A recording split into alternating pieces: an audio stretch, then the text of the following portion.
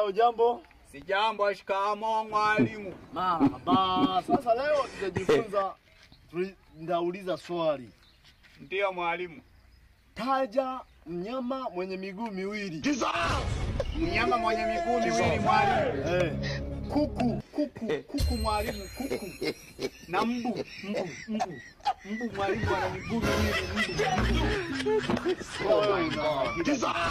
Mimi nimesema taja mnyama mwenye miguu miwili. Hivi kuku ni mnyama? Kuku mwalimu, si tunakulaga nyama yake mwalimu, kuku. Kama unakulaga nyama yake, mbuje? Mbu mwalimu naye ana miguu miwili, mbu. Unakulaga mbu wewe? Wewe unaniuliza mnyama mwenye miguu miwili mwalimu, mbu. Mbu unakulaga? Umesema kwamba mnyama ni yeye tunayekula. Wewe mwalimu hata ujui. Ina maana wewe wanyama wote wa porini mnawalaga. Wewe umeniuliza mnyama mwalimu mwenye miguu miwili. Nimekwambia mnyama mwenye miguu miwili ni binadamu. Unaona miguu miwili? Sisi ni binadamu, ni mnyama. Binadamu ni mnyama.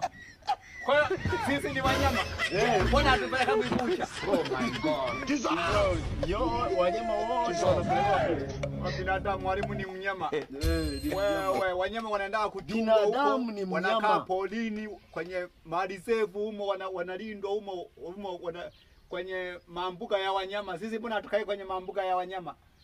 Binadamu ni mnyama, ana sifa kama za mnyama. Wewe mbona hatukai kwenye mbuga za wanyama? Hebu nitajie sifa za wanyama. Mnyama ana sifa za mnyama. Ili aitwe mnyama na sifa gani?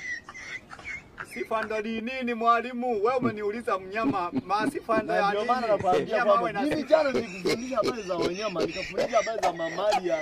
Mamalia tukazungumzia ni mamalia. Sizungumza habari za mamalia wewe jana. Mamalia wewe, mamalia mama yake na Yesu.